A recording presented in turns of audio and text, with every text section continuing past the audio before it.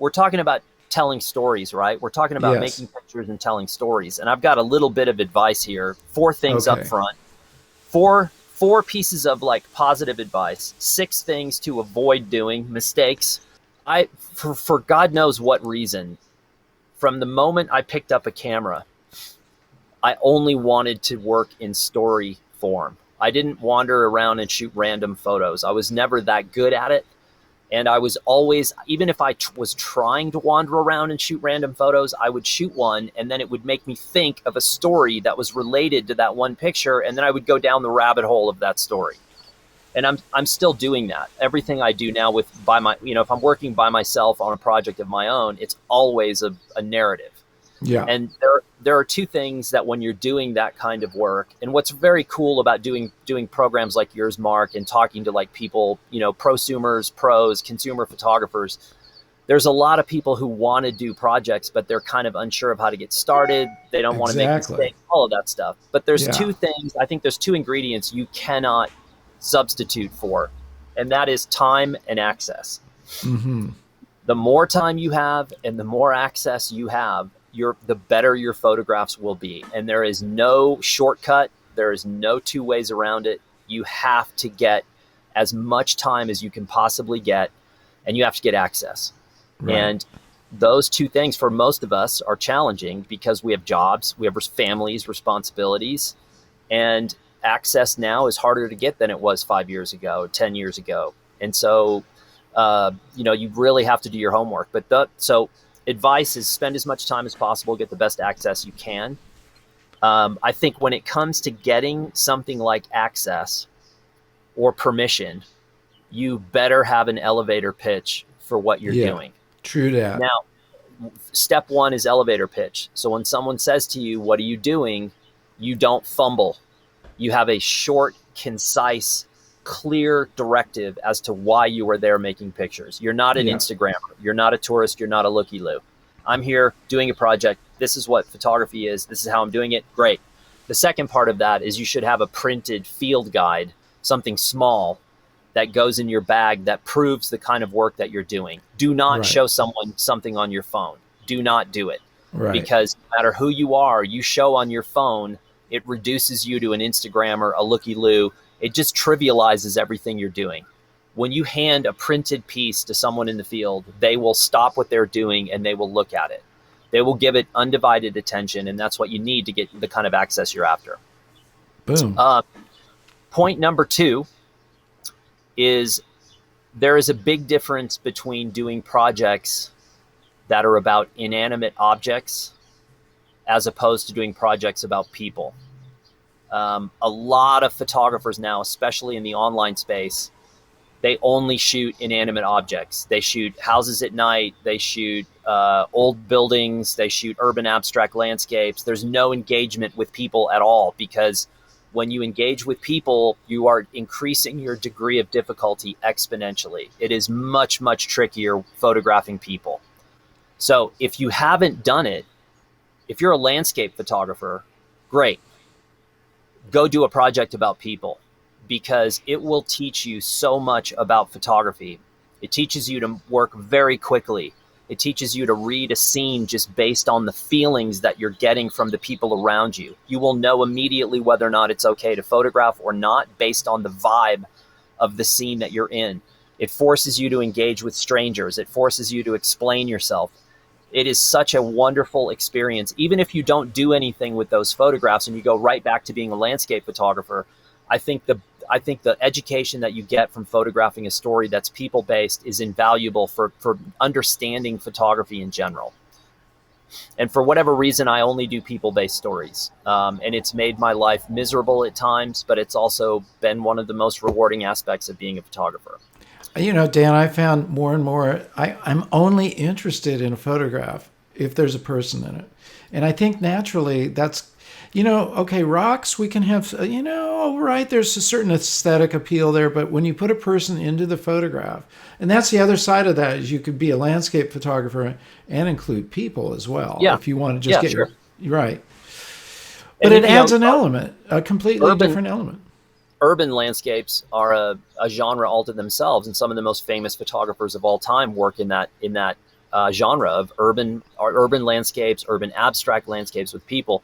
What I see now is a lot of young photographers, a lot of online photographers that, they're playing the game of trying to build a following. And so the projects they do are often projects that they can do very, very quickly so that they can Yeah. spend the bulk of their time promoting the project. And when you do a people-based project, it's like working in molasses. I was with a guy last night, a photographer, very accomplished guy here in Santa Fe. He's got 7 books to his name. He's making his first film, and he's been working on it for 5 years. And, we screened about an hour of the film at my house last night, and he was trying to get feedback. And you realize, he's been working on this for 5 years, and he's a long way away from finishing this film. And I think a lot of people, especially younger photographers, hear that and they go, well, I don't want to take that much time. I want to get famous now.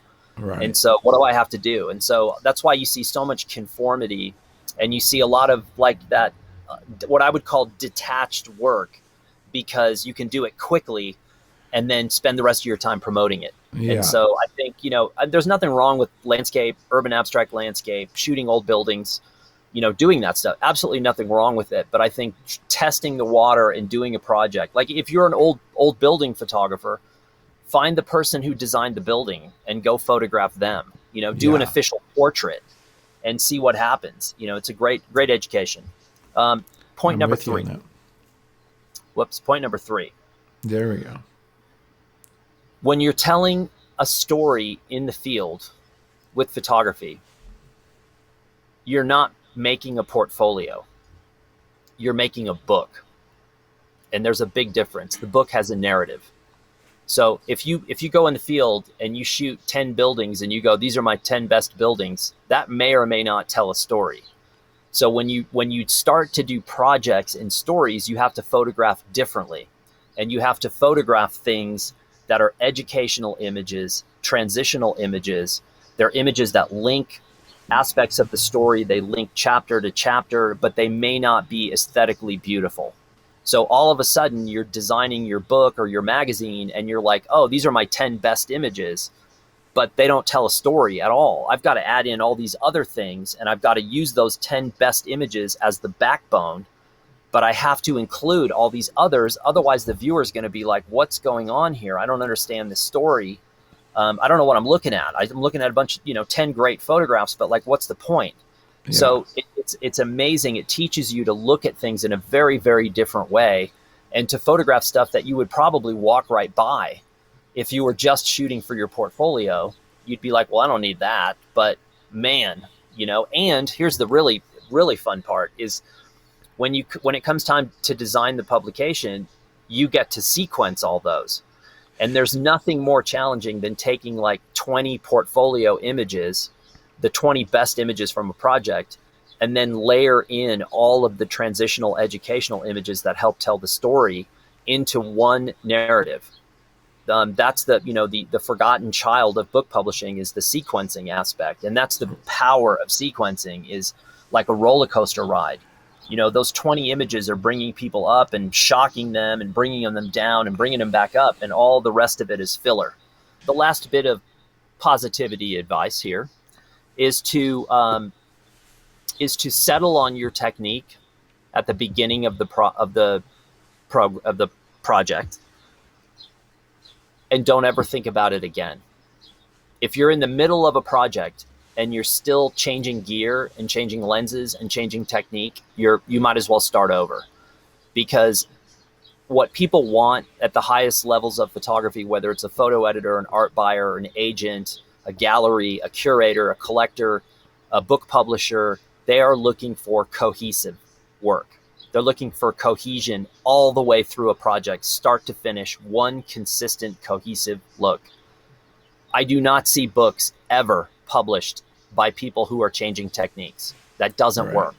So whatever it is, if you want to shoot 8x10 field camera and you want to shoot transparency film, great. Commit to it on day one and don't stop until the project is over. Then when you do another project, reassess what technique works the best. I gave a talk yesterday and I showed a project that didn't work, a project that I did that I got halfway through and I was like, this sucks. My work sucks. And I have to start over. And this was something that I traveled to 5 different states. I drove all over the country, and I knew immediately that it was not good enough. And so for some unknown reason, I tried to shoot it with a Pentax 645 because I thought that was a really cool camera. And the first stop of the project, I was like, this is the wrong camera. Why am I doing this? And I did it anyway. And I did 4 more stops until I finally got to the point where I was like, this work sucks. And I have to start over because I used the wrong kit because I fell in love with this camera thinking it would work, and it didn't. So whatever it is, whatever technique you want to use is fine. Just choose it and forget about it. Please subscribe and enable the bell so you don't miss any of our new shows. Like the video and please share it and leave your comments. I love hearing from you. And remember to get out and capture your own images of life.